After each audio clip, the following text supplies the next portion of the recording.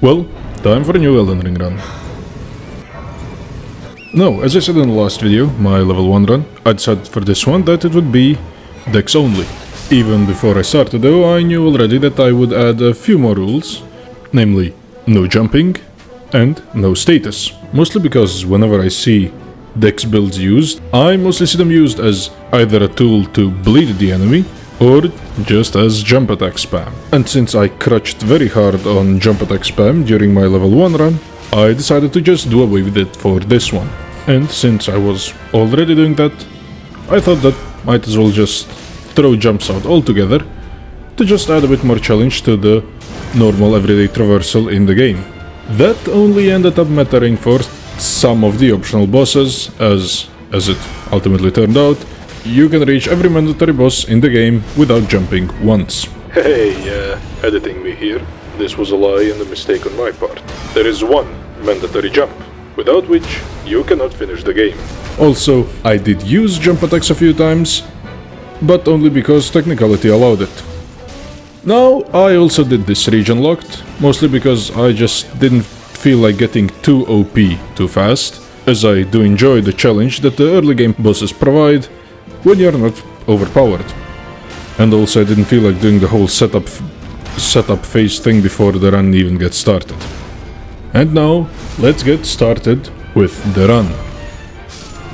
Morgott already took me way too long because I insisted on doing it the most inefficient way, by parrying him. But hey, at least it's more visually interesting as a background than just fighting him head on. Also, my willingness to go the parry strat turned out to be a pretty bad trait, as we will see later on. Godric went surprisingly standard. Against him, I still optimistically used Spinning Slash, mostly because I knew I could get it off, and it was as good of a stance-breaking tool as I had. This is probably also the last stance break that we will get in this run. And only later on did I realize just how strong stance break is once I took it away from myself. And I know I could have just put square off on a keen broadsword and had the best of both worlds, but it kinda just felt disingenuous with the run. Like, what would even be the point of it if I'm just gonna play it the way I would any other run?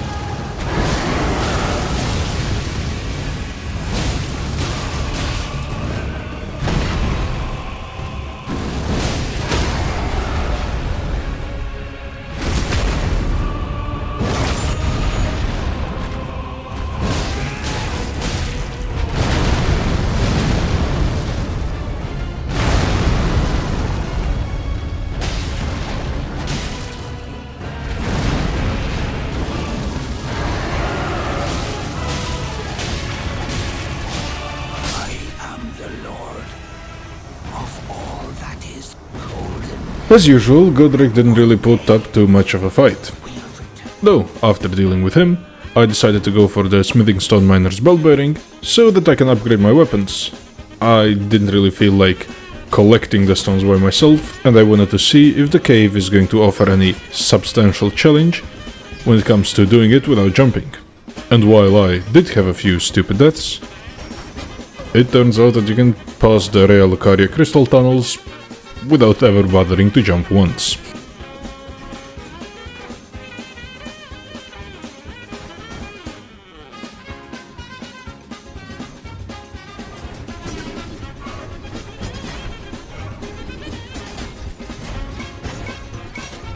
I was making my way through Real where I encountered the first jump. Now, in another setting where you don't have to collect all the great runes, you could just go deal with Radagon and not have to jump this one. However, since I had completely forgotten about this, I had to do a quick restart to get Ground Slam to clear the little fence.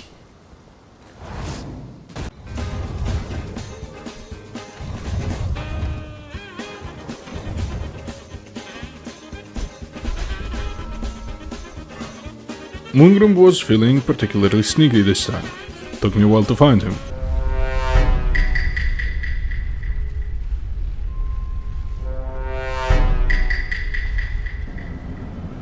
Renala was Renala, as she always is. A lot of chasing around, but ultimately not even worth mentioning.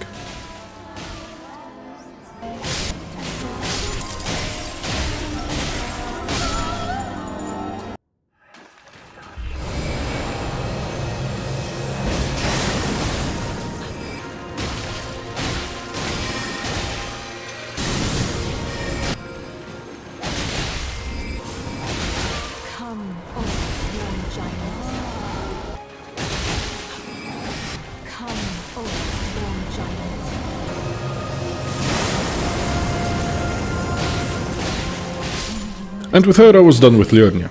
Now I didn't feel like dealing with Radagon just yet, so I decided to go to Altus. However, due to it being region locked, I can get the Caelid medallion, so I had to go through the ruin-strewn precipice. Well, the precipice was alright. Makar actually took me quite a few tries. I generally never fight him, and by the time I do, I'm usually a lot more overpowered than I am right now. Plus, I personally don't really appreciate fighting disjointed hitboxes while also playing the floor is lava half the time. Especially on the times where he chooses to do his dashing forward while spitting fire thing.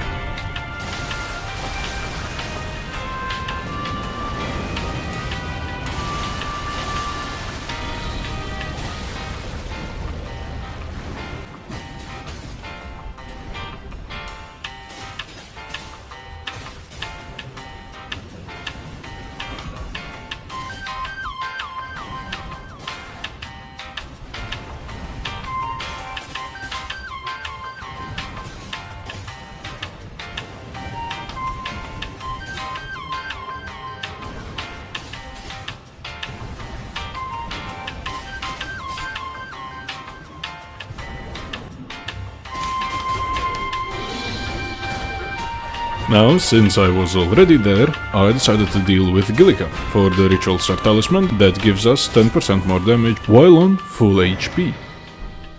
Then of course, I decided to circumvent the no jumping rule as hard as I possibly could to get Golden Parry.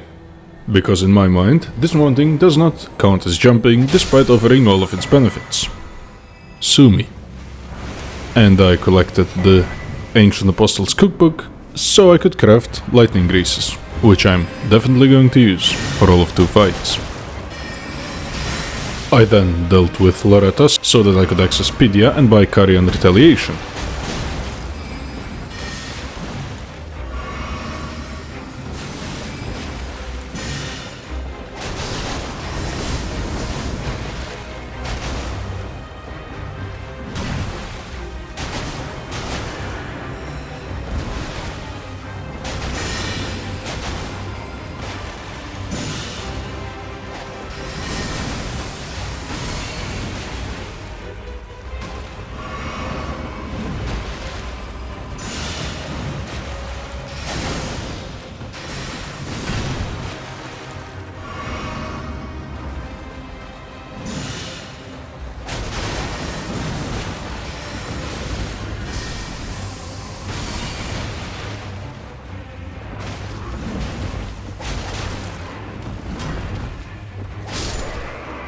I don't really remember what thought process made me decide to go Carrion Retaliation only against Draconic Tree Sentinel, but it's not a method that I've ever used against him, and it also works pretty well against him, so it turned out good in the end. I probably could have had a buff or two, but I didn't really think it was necessary.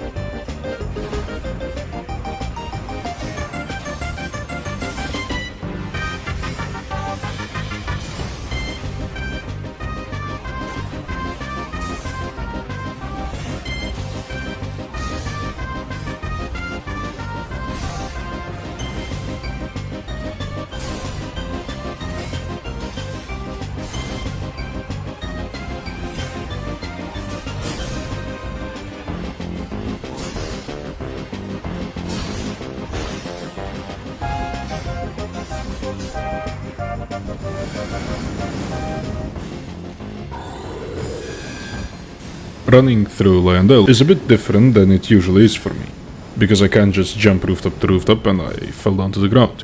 I'm still trying to find any run rules that would justify just going through the town instead of hopping rooftop to rooftop and just taking the shortest possible path.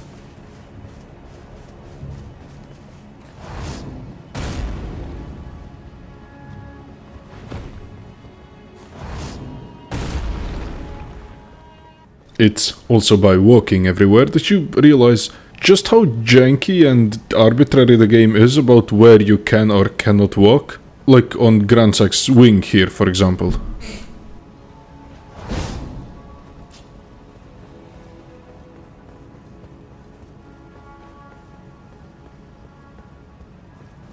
Then, before dealing with Godfrey, I remember that the blue dancer charm exists and that I still haven't picked it up.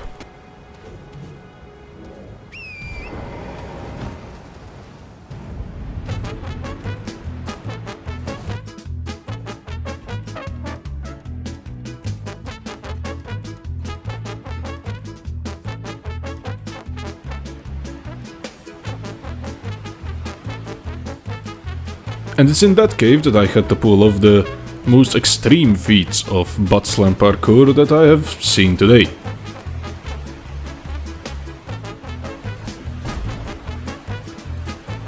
Also, this guy got stuck on a fire and I thought it was kinda silly.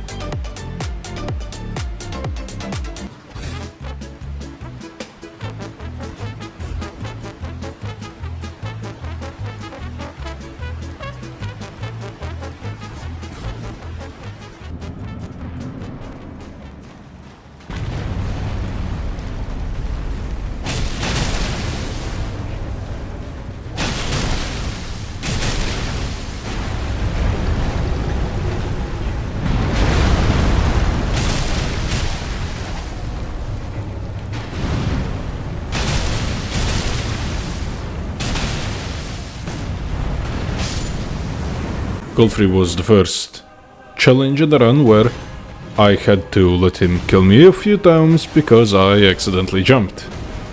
I mean, not accidentally, it's more of a... It's an ingrained response by now to his stomp attacks.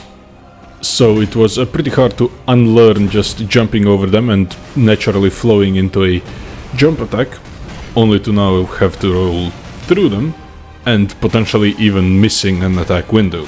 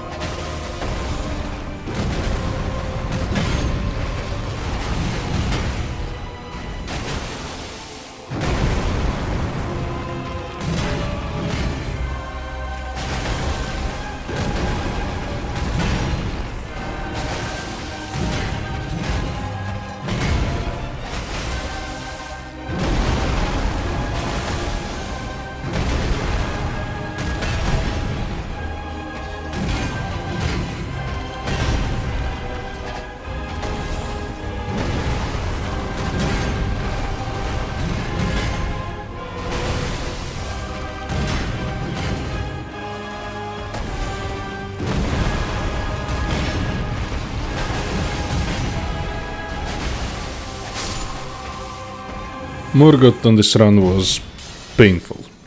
He took me a good few hours because originally I wanted to go with a parry strat against him. But he just kept spamming his left-hand golden weapons way too much and I ended up wasting sometimes even minutes just waiting for an opportunity to parry him. And you need, I think, still 2 parries to actually get a riposte. It simply just wasn't worth the wait. Especially because if you try and punish him after the first parry, he reacts faster than you do.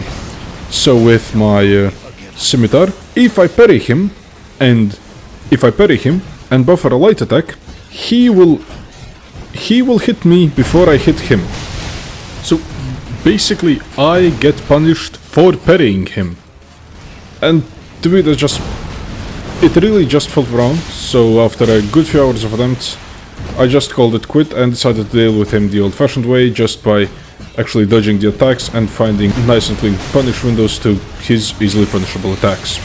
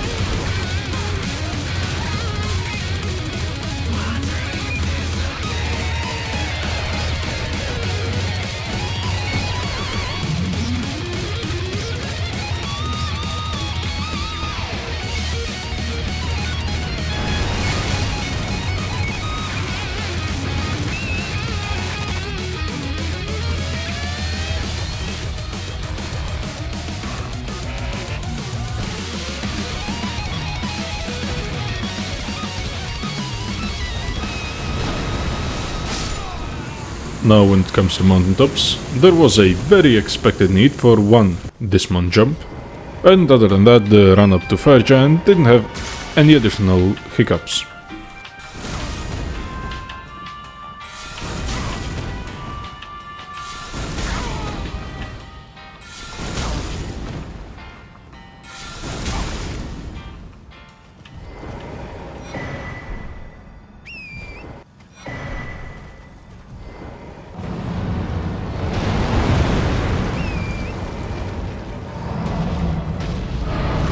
Fire Giant too wasn't really that difficult. There is still a noticeable lack of damage I'm dealing, but it's partially made up by all the jump attacks that I could do in this fight. And as far as memory serves, this is the only fight where I can reliably use jump attacks, since I can always just dismount Taran during a sprint.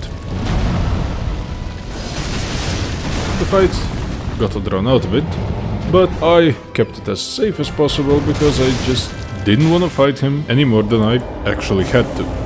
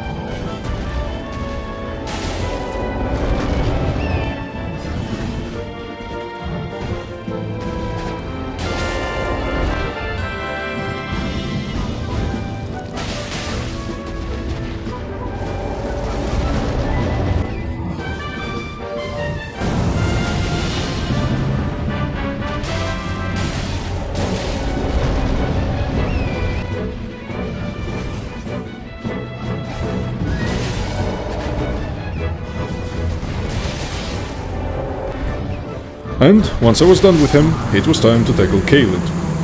First, I dealt with the Earth 3 avatar. I don't remember why.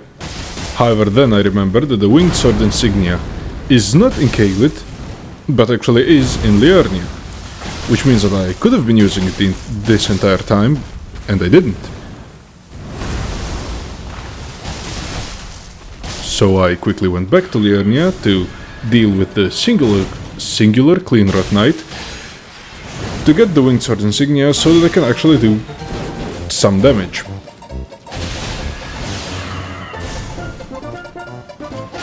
Back in Caelid, I learned that you didn't have to use the Spirit Spring to jump up onto the giant skull, and that you can just walk up, which once again ties into how janky slopes are for walking when you actually pay attention to them.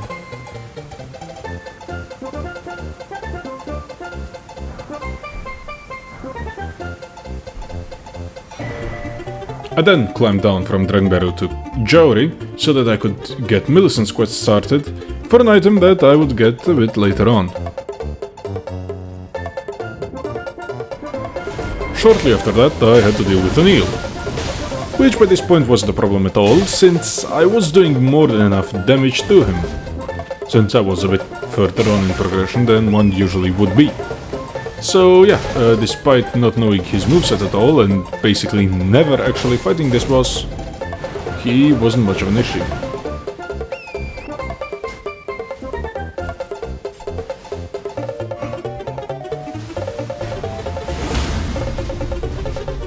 And since his summoning animation lasts for 3 to 5 workdays, it was pretty easy to just burst him down with damage at that stage.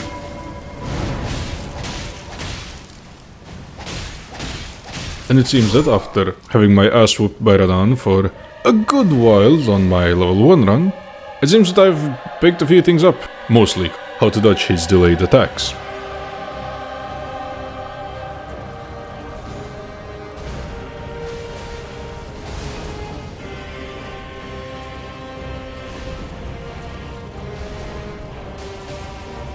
Still, I have no idea how I dodged this, but I did, and that's what matters.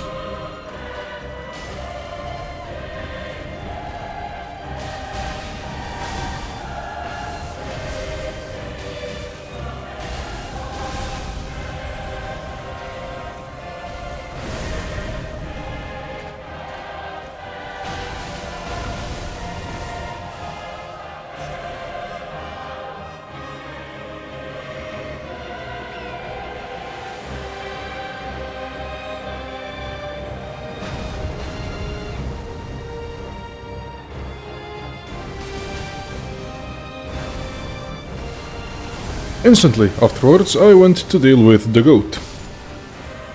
It's still baffling to me that this boss comes up behind Radagon. I think this would be an amazing early game kind of boss, which FromSoft obviously agreed with, since the weaker version is in lower Siofra. However, even the Regal Ancestor spirit just doesn't square up to Radagon at all, and if you've beaten Radagon, then the spirit will be a cakewalk. For me, this boss is just criminally misplaced. None of his attacks are super difficult to dodge, he doesn't do that much damage, there is nothing he does that makes him scale over Radagon in any way. And even more so, he would be an amazing boss more early game, where for newer players to deal with, who haven't really long attack combos and strings that bosses have. I just think it's a waste. I think it's a waste to just put it this late in the game when it makes for an amazing early game boss fight. And even its healing mechanic isn't that powerful. So again, I think it would serve great as a oh shit kind of moment for someone much less experienced in the game than even someone who is new to FromSoft games dealing with it after Radagon. And since I'm already on it, Radagon's oh shit moment is where he drops out of the sky like a fucking meteor, while the Regal Ancestor Spirit's oh shit moment is when he kinda heals a little bit. Like, it's just overshadowed in every single way by the fight that comes before it.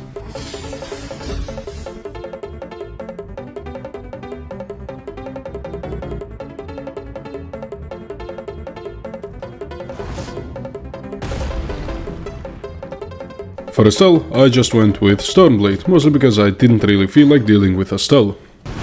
And this is something that will come up later on during this run. Mostly that I really hate dealing with enemies that fly around too much. And it's not just the flying around or teleporting around that's the real issue for me. I don't mind Elden Beast nearly as much as I do other bosses, for example. Mostly because Elden Beast you can hit anywhere and it still deals normal damage. Estelle and Fortisax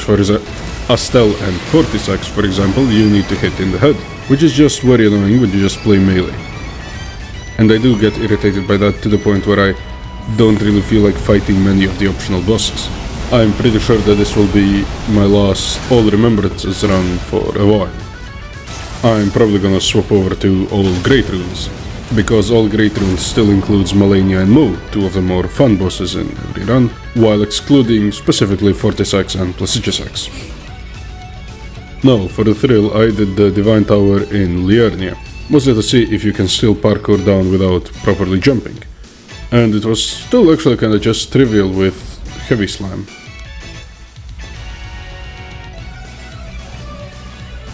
Getting to the Godskins too was a bit of a problem, because I wanted to grab the lower grace, because I didn't want to deal with the Banished Knights on every single run back, which I expected there to be a lot of.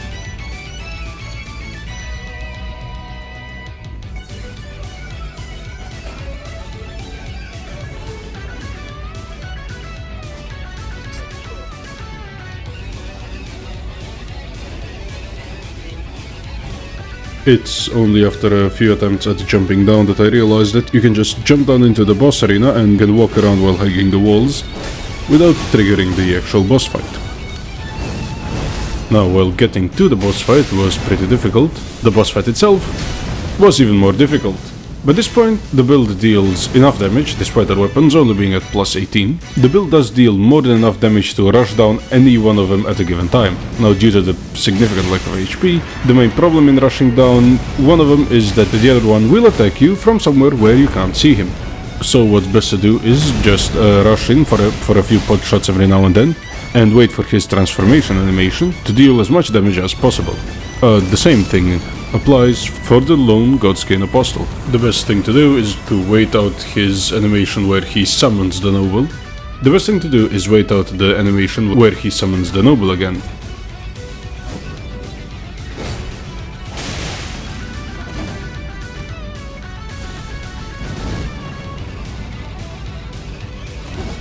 The animation is extremely long and you can get in a few good hits, which, if timed right, will combo into his face change animation, which means you can just finish him off.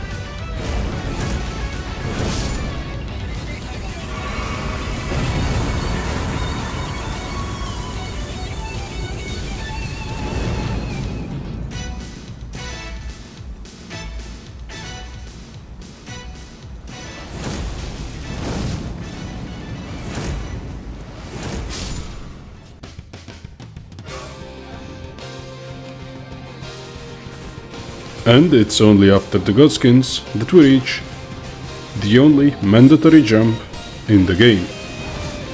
And it's that tiny little ledge in front of the ancient dragon in Farum Azula. Now, once I got over that, I didn't feel like fighting Malekith.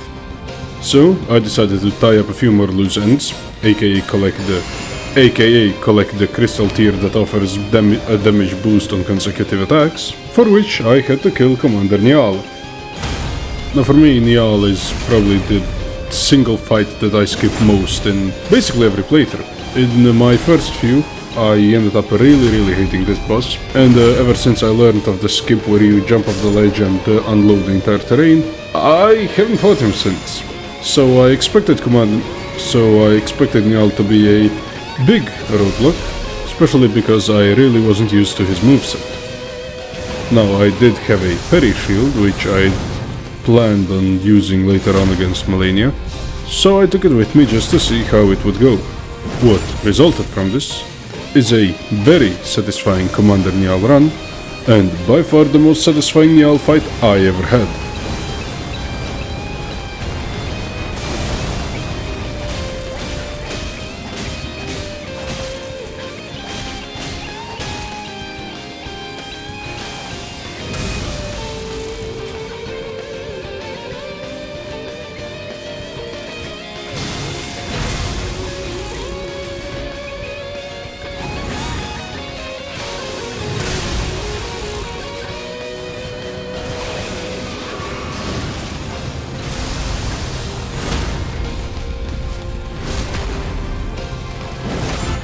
How many times do we have to teach you this lesson, old man?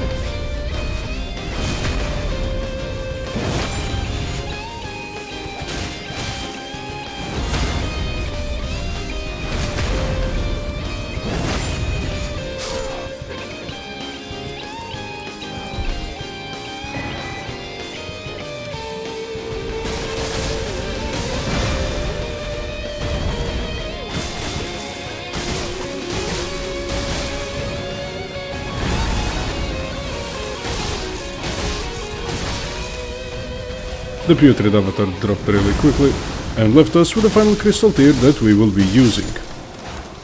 We grab a few more levels and then go deal with the dog. The worst thing about this fight was having to roll through his ground claw attacks, mostly because they usually offer such an amazing jump into jump attack combo. But, as usual, Malekith simply is too fragile to actually pose a threat. He feels a bit less squishy though, simply because you don't get to break his stance and then stun him and do a million damage from that. You do need to pick your openings rather carefully.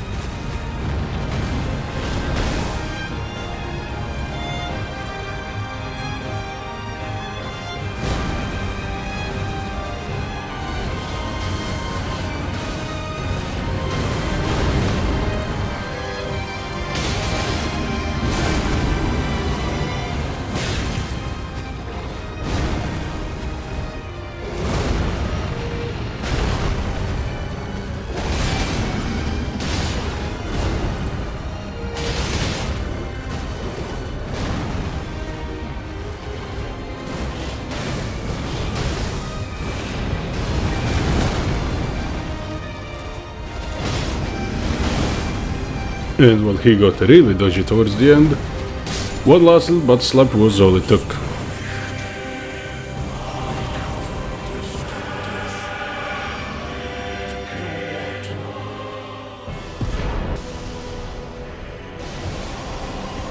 Then, since I was already there, and I wanted to get it off my back, I decided to play a really long round of what the fuck is this hitbox and how did it hit me.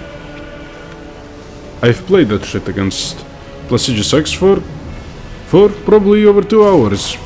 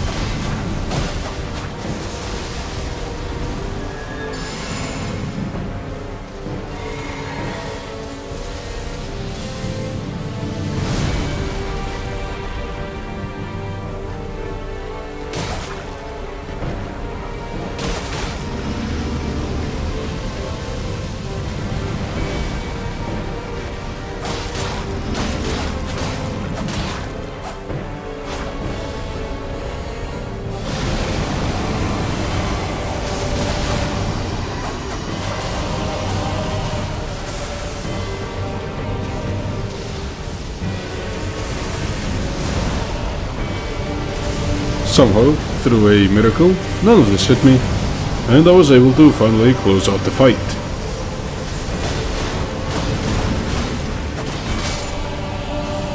Next up, I chose to deal with Mohg.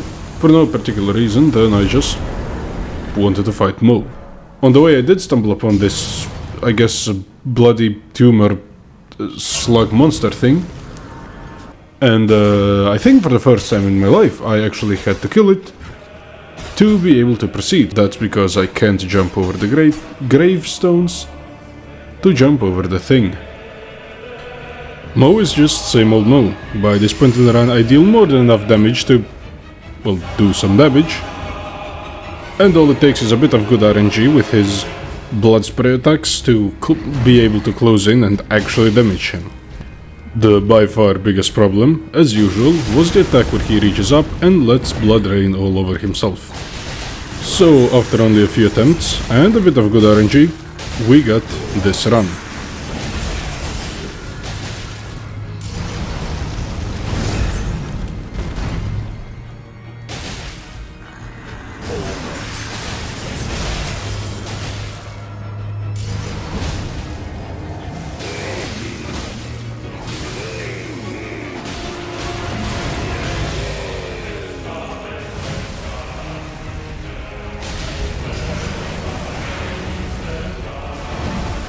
I both kinda like and hate the fact that in this game bosses use some attacks to mask others.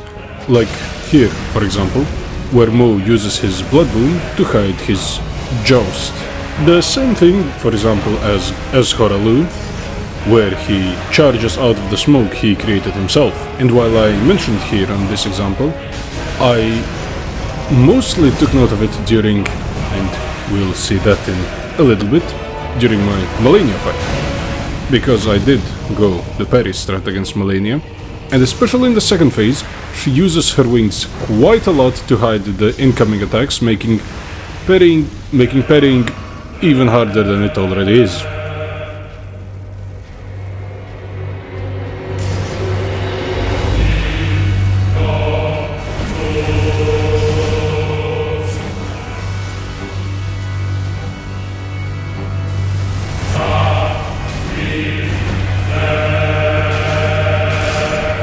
And with Mohg dealt with, we can finally do the last level up of this playthrough. And that's just in time to deal with the biggest threat in the entire run, Gideon.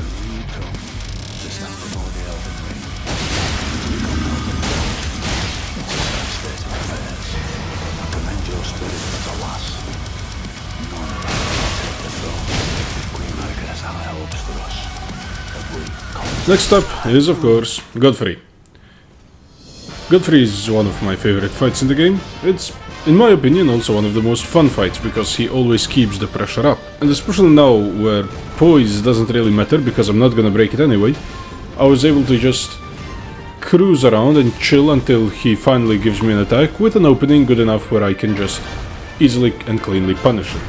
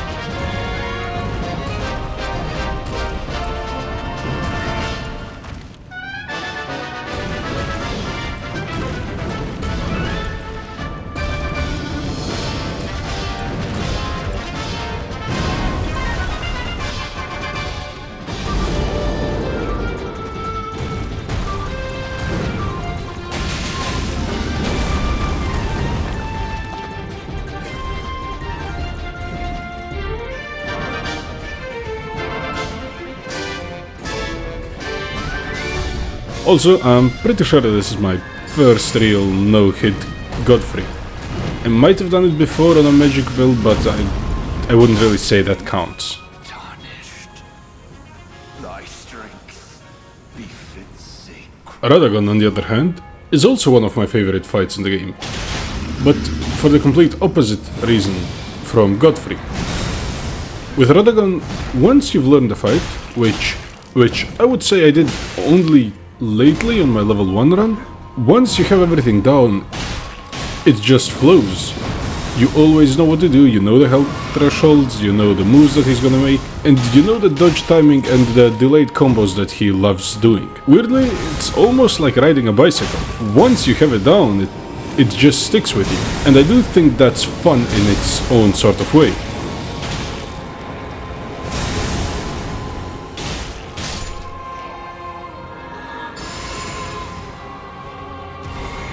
And after using everything I've learned on Radagon, it was time for Elden Beast. And for some reason, I just got god RNG on this run. Because, well, first off, he does his scripted Fire Breath.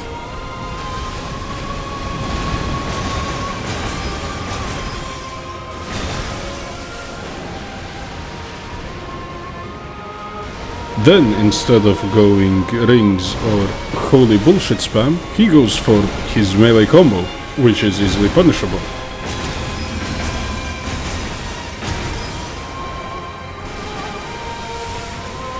Then he goes for rings, but somehow I only have to dodge one, which is great because Elden Beast's rings is probably one of the worst attacks to dodge in the game, because as you see, you have to be almost completely within the ring before you actually dodge. And then, after that, he, for some reason, goes for swing again, making this probably my easiest Elden Beast kill ever.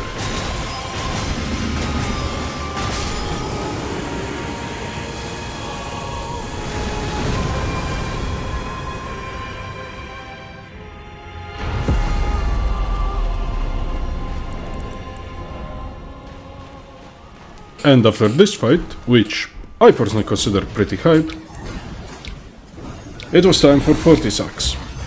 And it's not just Fortisax that's the problem with Fortisax. Mind you, he is a big part of the problem. It's also just getting there. Like, either you go the sewer route, which I won't go the sewer route, or you go gargoyles, which I did. Now, the gargoyles were as annoying as usual, nothing too special this time. Mind you, I did just use Stormblade because I just don't feel like fighting them. And generally, by this point in the game, after Radabeast, the only fights I'm looking forward to are Mohg and Malenia, which again is one of the reasons why I'll probably switch to all great runes. Anyway, the gargoyles get dealt with. The parkour wasn't really that hardcore. Still did take a dismount jump, but I think that if one were to attempt this from above, you could probably do it. Without jumping, I mean.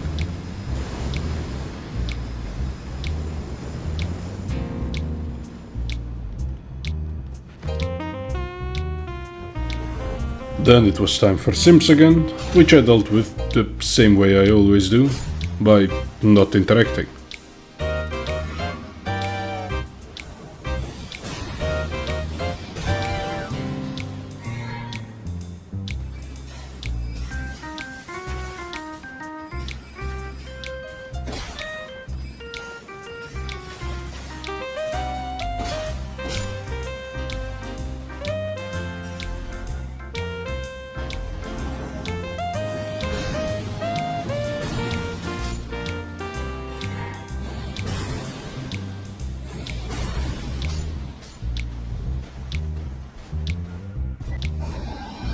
Fortisax as well, just got the old Stormblade treatment, so I can get it over with.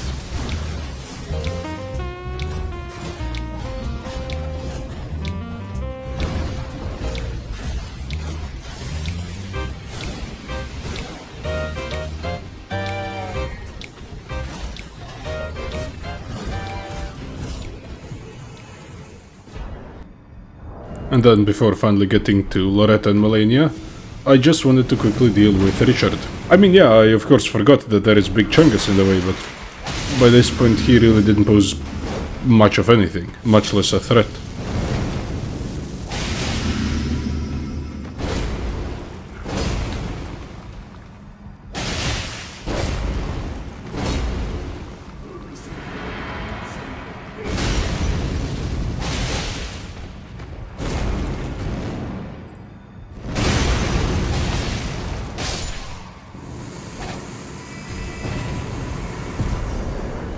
And oddly enough, Rykard, again, just gave us the most amazing RNG possible. Like, he literally didn't do anything during the fight.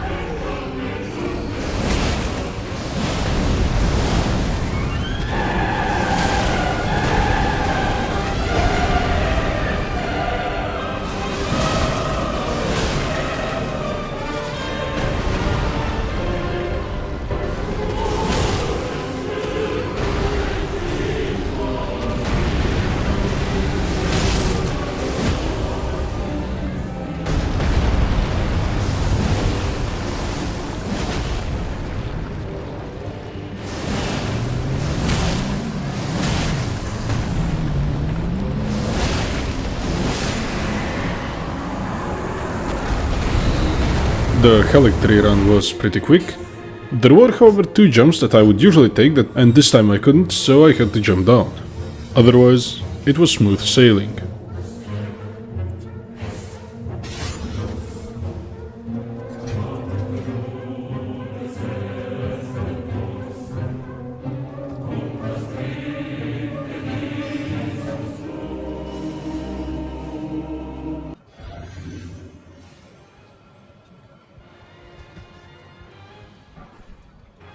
But, with that out of the way, it's only the 2 bosses that remain. First, Loretta. My beloved, my favorite, and sadly, far, far too weak for the zone that she's in.